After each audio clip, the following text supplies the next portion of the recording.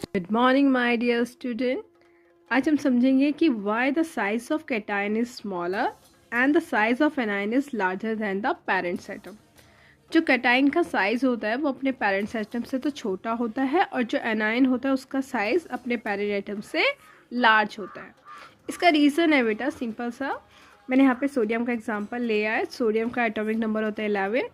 इसका electronic configuration करोगे तो 281, यानी यहाँ पे टोटल इलेक्ट्रॉन्स 11 है और प्रोटॉन भी कितने हैं 11, क्योंकि जब एटम न्यूट्रल होता है उस कंडीशन में नंबर ऑफ इलेक्ट्रॉन इक्वल होते हैं नंबर ऑफ प्रोटॉन के। जब इसमें से एक इलेक्ट्रॉन हमने निकाला तब इसका इलेक्ट्रॉनिक कॉन्फ़िगरेशन हो गया 28, ठीक है ना। अब ये कैटायन ये क्या बन गया, कैटायन बन गया, एक इलेक्ट्रॉन निकल गया। तो यहाँ पर इलेक्ट्रॉन्स कितने हो गए 10 और प्रोटॉन कितने हो गए 11। तो बच्चा आपको पता है यहाँ पर दो फोर्स काम करते हैं, एक तो न्यूक्लियर चार्ज यानी कि प्रोटॉन 11 प्रोटॉन है, ये न्यूक्लियर चार्ज है। ये न्यूक्लियर चार्ज इन इलेक्ट्रॉन्स को क्या कर रहा है, अट्रैक्ट कर रहा है।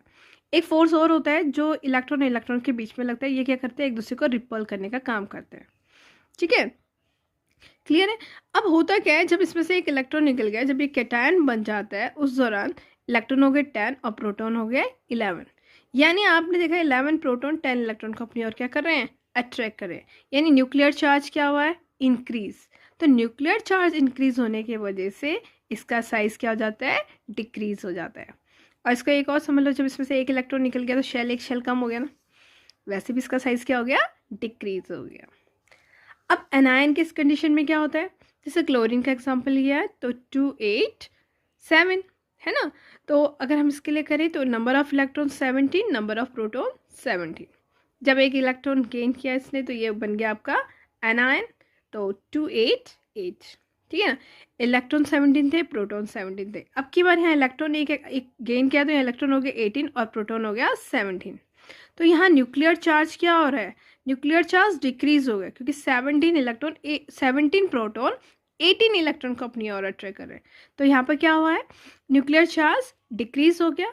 अब इलेक्ट्रॉन इलेक्ट्रॉन के बीच में रिपल्शन क्या हो जाता है, इंक्रीज हो जाता है। इसकी वजह से इसका साइज इंक्रीज हो जाता है। तो इसीलिए कैटायन का साइज अपने पेरेंट से छोटा और एनायन का साइज अपने पेरेंट से बड़ा होता है। आई होप बच्चों आपको समझ आया होगा। बाय।